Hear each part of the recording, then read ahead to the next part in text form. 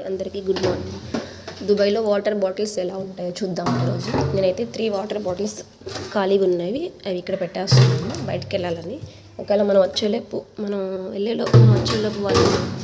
వాళ్ళు వెళ్ళిపోతే మనకు వాటర్ ప్రాబ్లం అయిపోతుంది. ఇలా 3 క్యాన్స్ ఇంటికి పెట్టాను.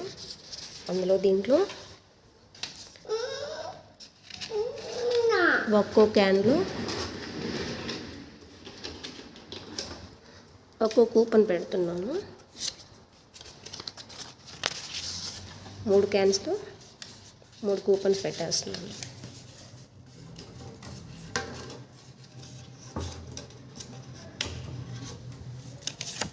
త్రీ క్యాన్స్ తీసుకుంటున్నాను.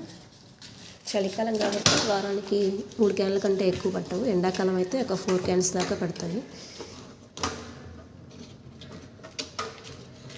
ఇలా పెట్టేసి మనం బయటికి వెళ్ళినా కానీ మనం వచ్చేలోపు వాటర్ వాళ్ళు వచ్చినప్పుడు ఇలా వాటర్ నింపేసి వెళ్తారు. మనమే కాదు, అందరు కూడా ఇలా అందరి ఇంటి ముందే పెట్టుకుంటారు. ఎవరింటి ముందు వాళ్ళే పెట్టుకుంటారు.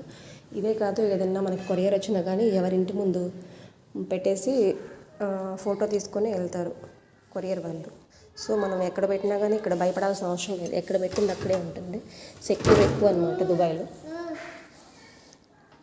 అలాగే దుబాయ్లో కూపన్స్ ఎలా ఉంటాయి, వాటర్ కూపన్స్